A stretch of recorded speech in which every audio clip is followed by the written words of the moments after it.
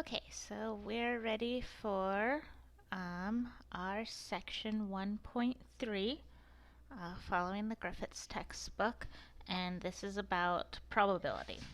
And I'm going to try as much as I can throughout all of these sections, but especially for these early ones, I really want to try to put it in terms for people that maybe don't have the math background that Griffiths assumes. Okay, so from our first two sections, we saw that we have a wave function and the uh, probability of, say, finding a particle at a certain point x, like x equals c, like we used in the last example. um, we don't just measure it and get x equals c. Sometimes we get a probability that x is going to equal c. So because the statistical interpretation is built into this wave function, which is a function that's supposed to describe everything about the particle, probability is going to play a really important role in quantum mechanics. So that's what this whole section is going to be on. So keeping with the notation used in Griffiths, but using a different example, we're going to say we have in, and in will be like our test scores. And then we will have J number of students taking the test. So that means on the y-axis here, I'm going to have an in J, and the J is going to be this horizontal axis. So let's say we just have some scores, and we'll just write out some numbers. To make the math a little bit easier, we're just going to say that this test was,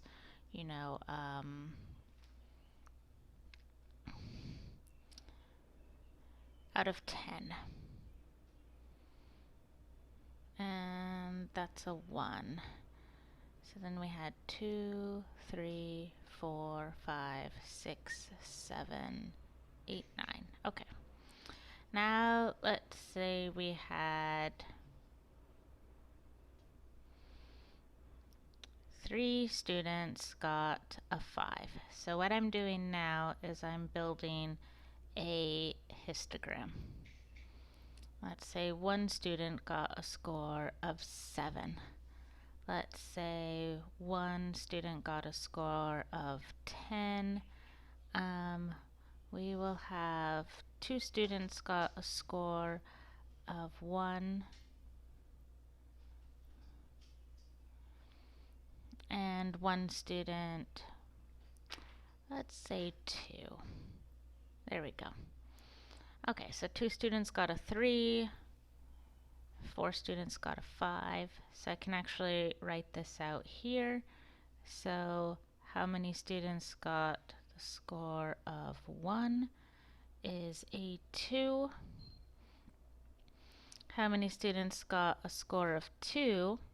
Well, that's 0. 0 students got a score of 2. And then instead of writing them all out, I'm just not going to write out all the zeros. So we had 2 students got a score of 3. 5 was 4 students. 6 is 0. And 2 got a score of 7. And 1 got a score of 10. Okay.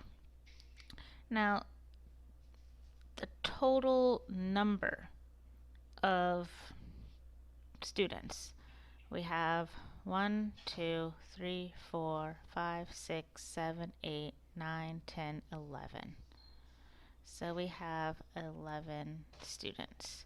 And we can see that here if we just take 2, 4, 8, 10, 11. Okay, so everything adds up. Now, instead of just counting out how many, every time you have a histogram, you don't want to just count it out. So we will usually write this as, say, n number of students. And then we could write out all of this, n1 plus n2 plus n3, etc. But we are going to just use our fancy adding symbol here to say that, let's make that bigger. So that's a big, I believe it's like a S for sum. And we're going to go from j equals 0, because over here we have j equals 1, j equals 2, j equals 3. So we can start at j equals 0 to j equals infinity of n of j. That's going to equal the total. So the total is going to be the summation. Now, if we look over here and we're looking at this histogram, and say we have 11 students total, we picked out one at random, one poor student, and what is the probability, or what is the likelihood that this student had a score of 5? Well, that would be, we had 11 students and 4 got a score of 5. So our probability of getting a score of 5 is going to equal 4 divided by 11. To make it a little bit more clear, let's say we picked out a student at random, and what was the chance that this student at random out of the 11 was the person who got the score of 10? What's the chance that the person we picked out at random was the smart one, the smart Hermione Granger one, who got the perfect score? Well, only one person out of 11 got a perfect score, so the probability that the student got a score of 10 is just 1 divided by 11, which is, I think, pretty intuitive. That's exactly, like the probability of rolling a number 1 on a dice is 1 divided by 6, because we only have one number 1 on the dice, and we have 6 faces. So the probability of getting a certain value of j equals the number of times somebody got the value corresponding to that same index of j divided by the total. So that's the probability. Now, since the probability is a fraction, so what we always have there in this probability is it's always going to be divided by the sum. For all the j, all the scores involved, the number of scores, the highest number of scores equals n. So if we did another summation going from j equals 1, which is where we start, all the way to infinity, and we count each one of the scores, and then we divide it by an n. So in our case, if we had the probability of getting the test score of 1 is 2 over 11. So we'd have 2 over 11 plus 2 over 11 plus 4 over 11 plus 2 over 11 plus 1 over 11. We sum up all of those, and what we're going to end up with is, of course, n over n, or in our case, we'd have 11 over 11. So the summation of all the probabilities is a 1. So just like if you consider a dice, the probability of rolling a 1 is going to be 1 divided by 6 faces. The probability of measuring a 2 is going to be 1 over 6, and so on. So if we sum up all the probabilities, then we'd end up with the number of faces divided by the number of faces, which is always going to equal 1. Okay, now going back to this one, we can ask another question about this, which is, going back to this histogram here, what's the most probable test score? So if we picked any student at random out of this room, the chances that they had a score of 10 is just 1 in 11. The chances that they got a score of 5 is 4 out of 11. So that makes 5 the most probable value. So the most probable test score is going to be the one that had the most students achieve that test score, and that's just because 5 has a probability of 4 out of 11. So that's pretty straightforward. Then you have other things, which are what is the median test score. So a median test score is going to be, actually in this case right here, we have 2 different scores are lower and 2 different scores are higher. So that makes 5 the median test score. If we had, say, some other student got a score of 8, then our median would now be shifted over this way, and it would lie in between 5 and 7. So median is just counting what was the score in the middle. There's also another value called the mean, or the average, and I talked about this in another video at some pedantic length.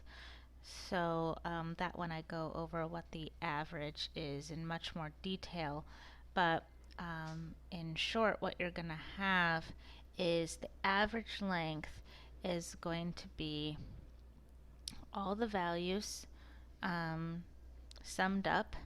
So we had 2 got a score of 1, so that's 2 times 1. 2 got a score of 3, so that's 2 times 2. We had 4 got a score of 5. We had 2 got a score of 7, and we had 1 got a score of 10.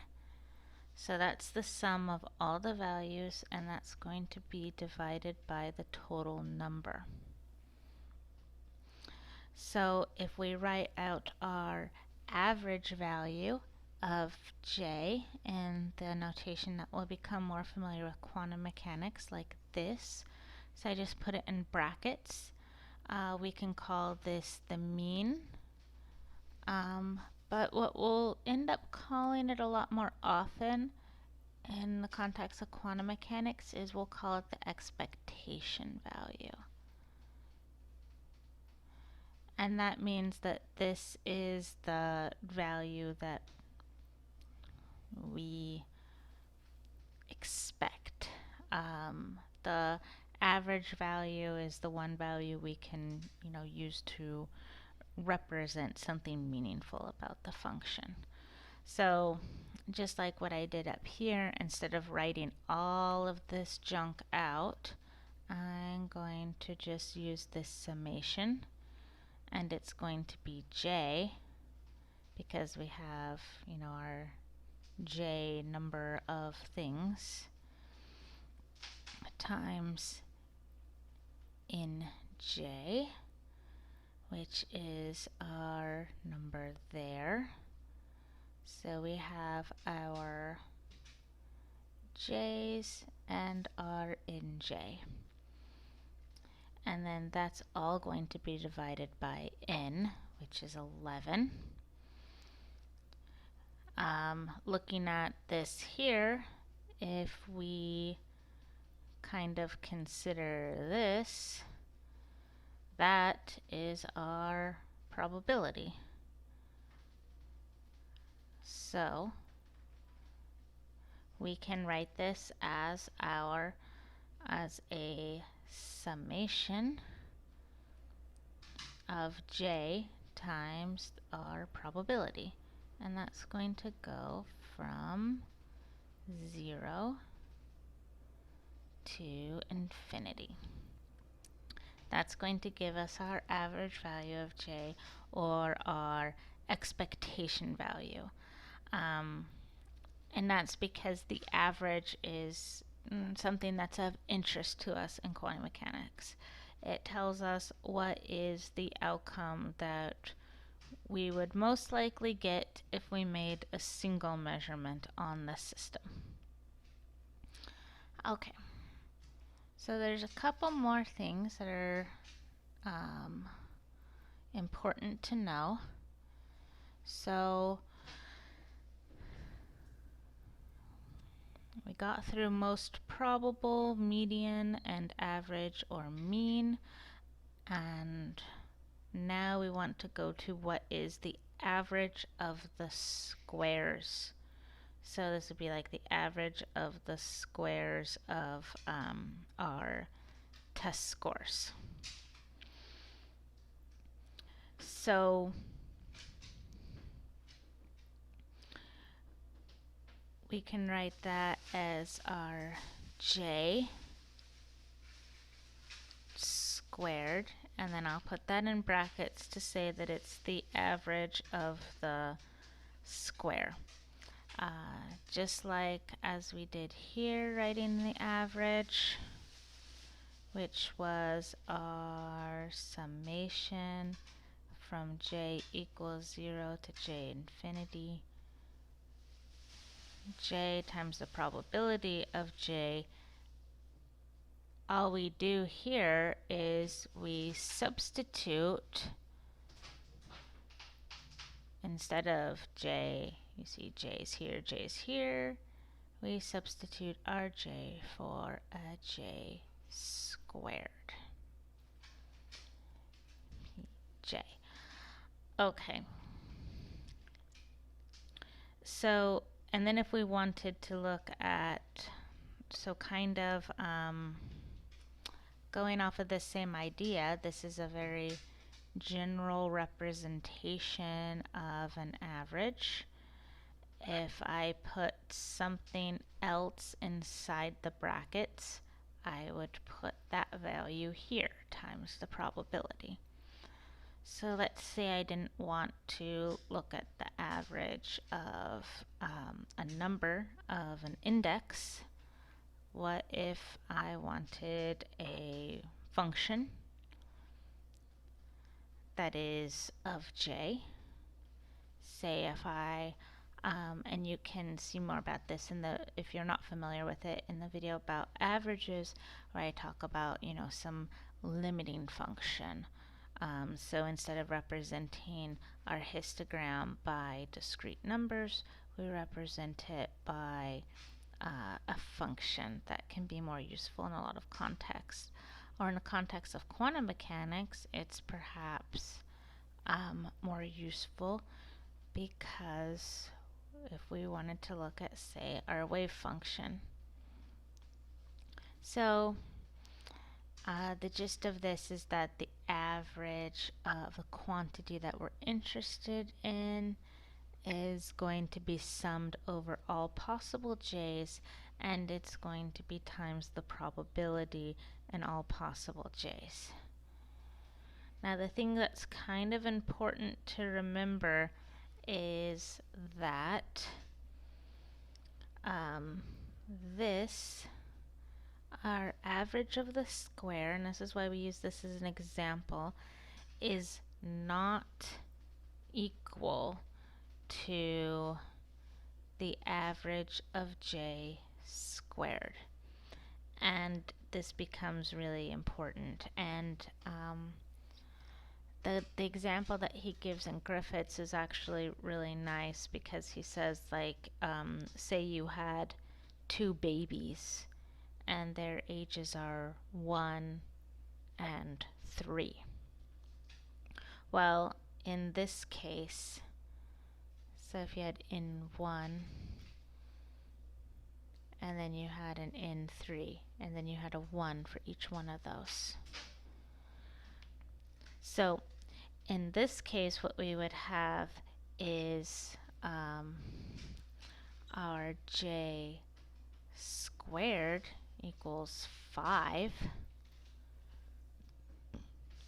but our average j squared is 4 because the average is clearly 2, and then that squared is going to be 4. Whereas if we compute the average, or the j squared expectation value, we get a 5 instead of a 4. So there really isn't, and this is kind of a little bit more in depth of what I went into at the averages video, because the fact that those are not the same is what gives us this idea of the spread of our function. So just like in Griffiths, if I write out a histogram,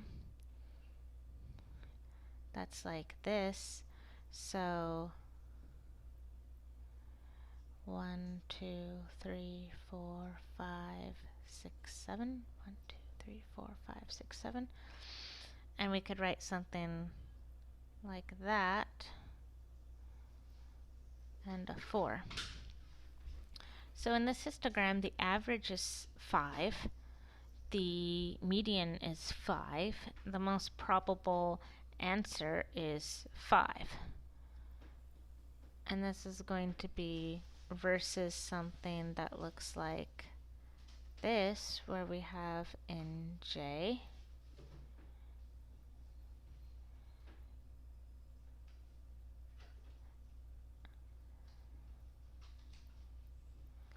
and say we have 1, 2, 1, 2.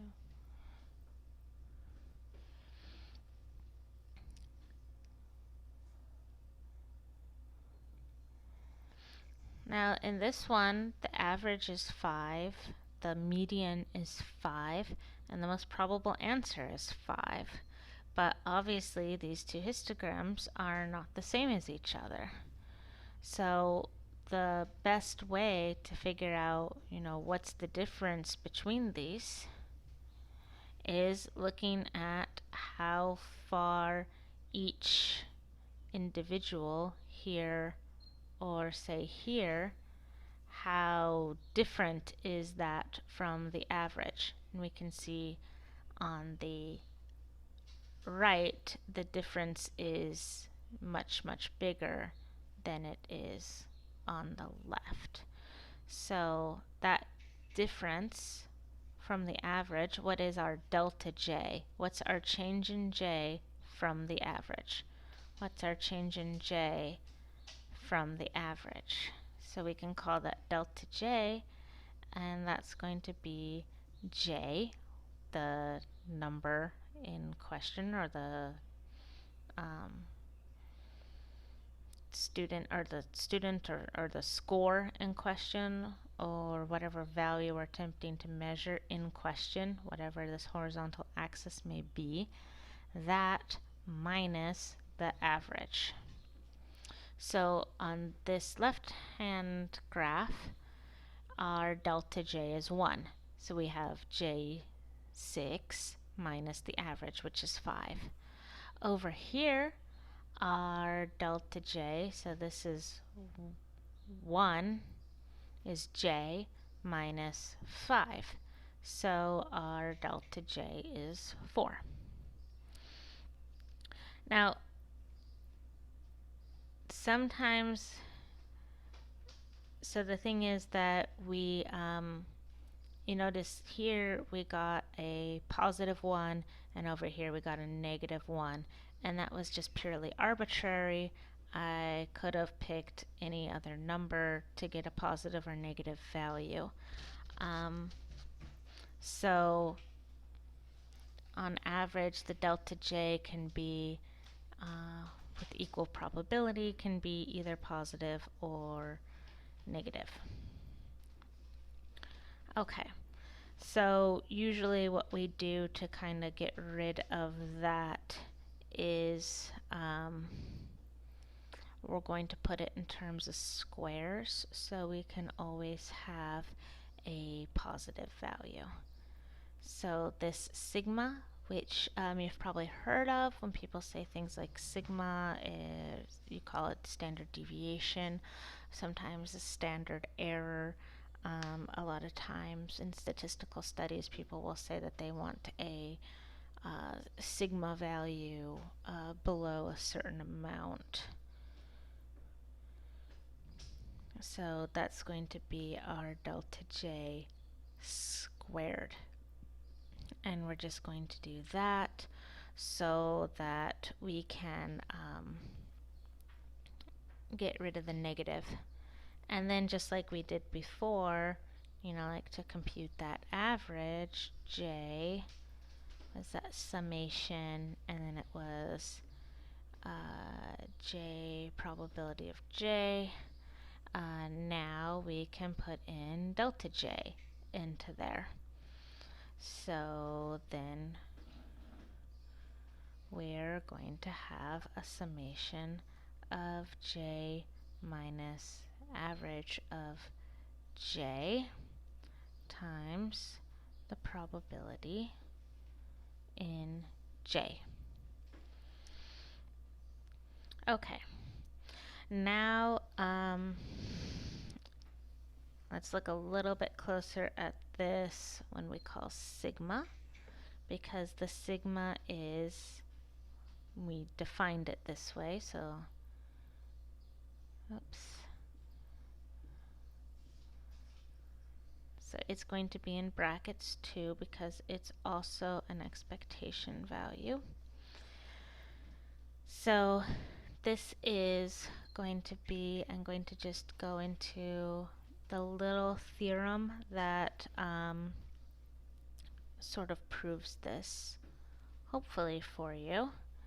Okay, so it's going to be the summation delta J squared, because that delta J squared was inside the brackets, right? Because we had delta J,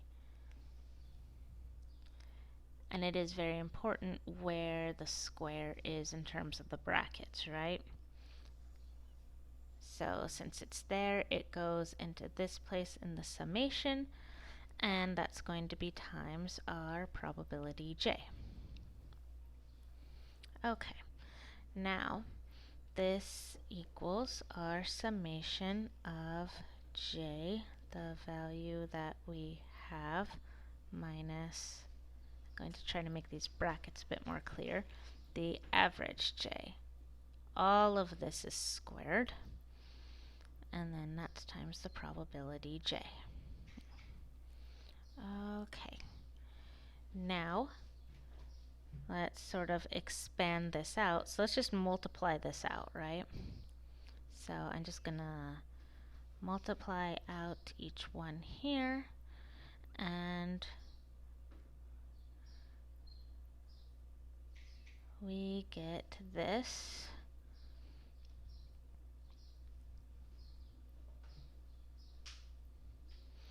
Okay, so that's just all of that guy. Close this parentheses. Each one of those is going to be times the probability J. Okay, now, let's hope I have enough room for this. I'm going to start distributing out that P of J. So I get the J squared probability j minus 2 times the average j times the summation of j probability j plus the average squared and then the summation here. And we can pull these guys out that are in the brackets, we can pull them outside the summation because they're already an average. So in essence, we already did the summation on it. So then I get inside brackets here the j squared times 2 times j, and we'll put that out there, plus j squared. Or we can rewrite this in perhaps a way that's a little bit more helpful, and the way that we'll see it more likely. And unfortunately I have to go to next page right here, but we can take that guy and we can rewrite it. So we'll take this, and these are two averages, so the average times the average,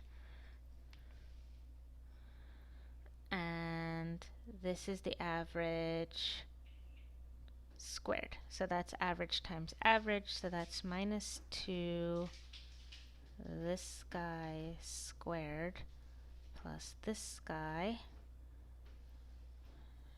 So I can rewrite this sigma squared as the expectation value of j squared minus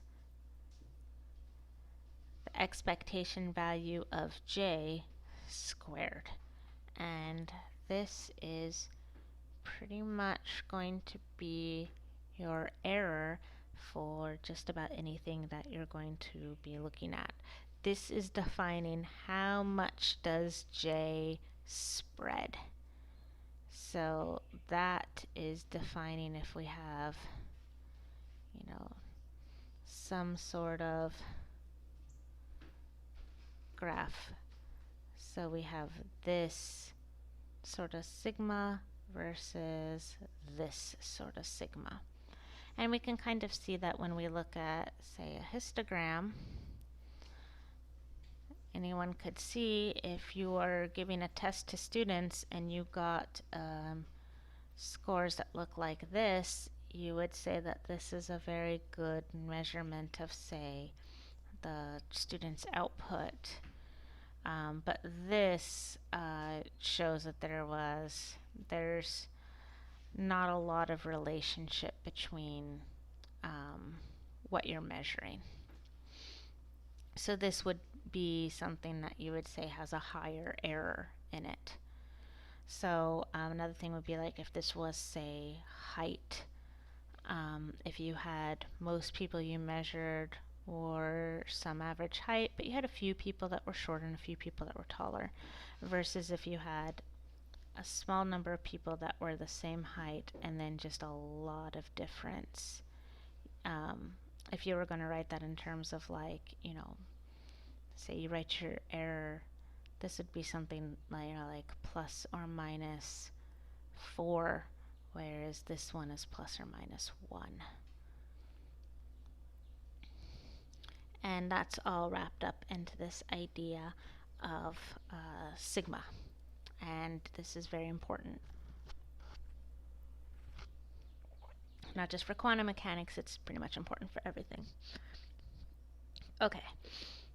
And then the nice thing about doing the whole thing with the squares is that we know that it's not going to be it's going to be non-negative, which implies that the expectation value of the square of j is going to be greater or equal to the expectation value of j squared. These can only equal each other when sigma equals 0, and that would be if something had no spread at all, which was, I mentioned briefly, like a Dirac function, something that all the area is wrapped up into a single value, like something that could indeed happen after the after a wave function collapses. Okay, now one more thing to sort of rewrite this, and if you are feeling like this video was getting, if you're not a physics major and you're feeling like this video was getting a little bit mathy, then yeah, you're not gonna like this part. Okay, so now I want to say, we're going to go into this idea. It's called a probability density, and this is where we're going to tie it into, if you watch the video about on section 1.2, this is going to look a little bit more familiar. So now we're going to consider the probability that x lies between x and x plus dx, which we saw before. And I kind of copped out before and wrote it as an integral straight up, but now let's just, not do that. Alright, and we're going to say that's going to be rho x dx. So that's the probability that this value that we're interested in, now I'm calling it x, lies between some x and some x plus dx. So the probability that it lies in an interval of size dx. This would be a probability density, and we call it a probability density because it'd be like before, if we were, say, measuring our wave function squared x and we get some wonky thing there, we want the probability that it lies in this area, which has a width of dx. So since it is the area underneath this curve, it's going to be a probability density. To write it in terms of, to write it in more explicit terms, so let's say that this, now let's define this to be x equal a and this to be x equal b. And we want to say what's the probability density that x is going to be in between point A and B. So we're going to integrate, which is just fancy adding from A to B, and we're going to go at interval dx, and then our probability density there. Okay, now if we do this over all space, so our probability over from negative infinity to positive infinity, so we would integrate from negative infinity to positive infinity over x, and then we have our probability density. That's going to always sum to 1, just like what we had before when we did the summation over all the possibilities divided by the sum of, so we had our sum of each individual probability, and we do that for all of them. We're going to equal, say, our total sum n over n, so we're going to get a 1. Okay, so looking at this sort of notation, if we want to get our expectation value, our average, So instead of shoving that average into our summation, the discrete form, I'm now shoving it into our continuous probability distribution, and we get dxx probability density function. That would be our average value of x. So instead of, whereas previously we would have written it as a summation where I would throw in x and then just probability x. Now I'm putting it into a continuous form, so it's going into an integral. So we're basically trading our fancy discrete adding for our fancy continuous adding. And I'll probably try to do some videos to kind of get people who are not as familiar with this math stuff to make this a little bit more clear. Hopefully I'll get some feedback from people so I can better understand how to do that. Okay, now if I wanted, say, to compute the average of a function, so I want to know what's the expectation value of a function. Well, we just do it the same way. Instead of shoving it into our discrete, we put it into our continuous function.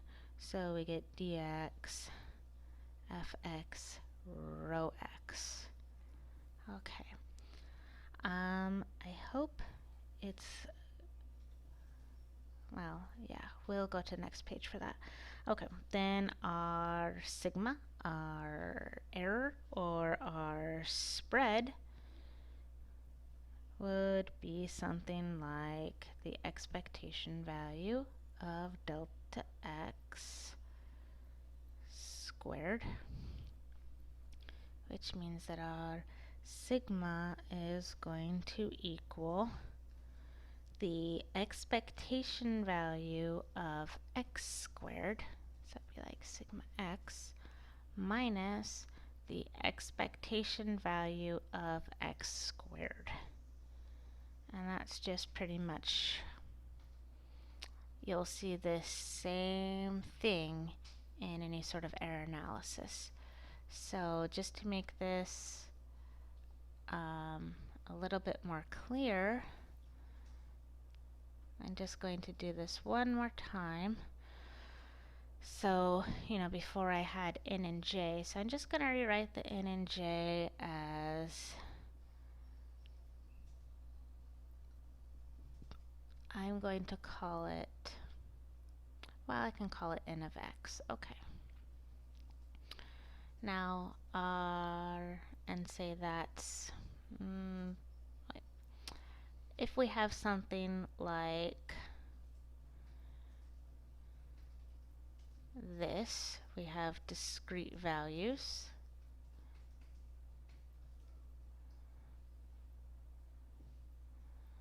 Then it would be proper to write that expectation value of x, and then we sum over all our x's. Let's pretend that all our x's, let's pretend we can have negative x's too. Let's just cover everything, because negative infinity to infinity is everything. And then we get x times that probability of x, where this p is what we found before. But now if we start looking at something that is a continuous shape, something weird like that, then we want to put it into an integral form. So now I want something that's continuous. So the difference between that is going to be that here we can see steps. here the steps are so small that they don't really matter. So it's I don't want to say smooth because it means something else, but it's, for lack of a better word, continuous. And then I'm going to go from negative infinity to plus infinity in the x dimension. I'm going to put the x in here.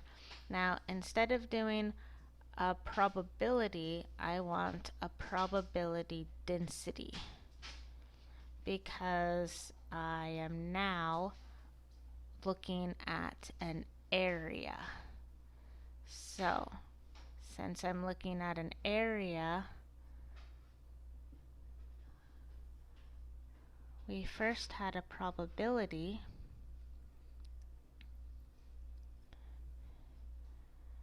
Now we want our probability density.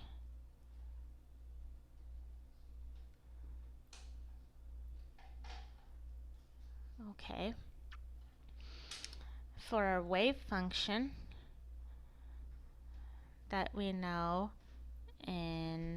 from the first two videos, looking at the Schrodinger equation, we didn't solve for this yet, but we will. Our probability function is going to be our psi squared. And just before someone who knows a little bit more gets too mad, the way that we would usually calculate that out, well, let's just go ahead and erase that. What we would generally have is, to put that probability one in, we would need our wave function, and then we would need what's called our complex conjugate of our wave function. So what we would get is our wave function is going to be psi t, and then we'll have an x, and then we'll have x psi t, but the complex conjugate. If that's, and then those two together, so then I'm just going to go ahead and erase this. So that would be our expectation value, where we would have our probability density function of psi is going to be this times this, which equals our absolute value squared. So there's probability in quantum mechanics. Next time I'm going to go over the problems in Griffith's chapter 1.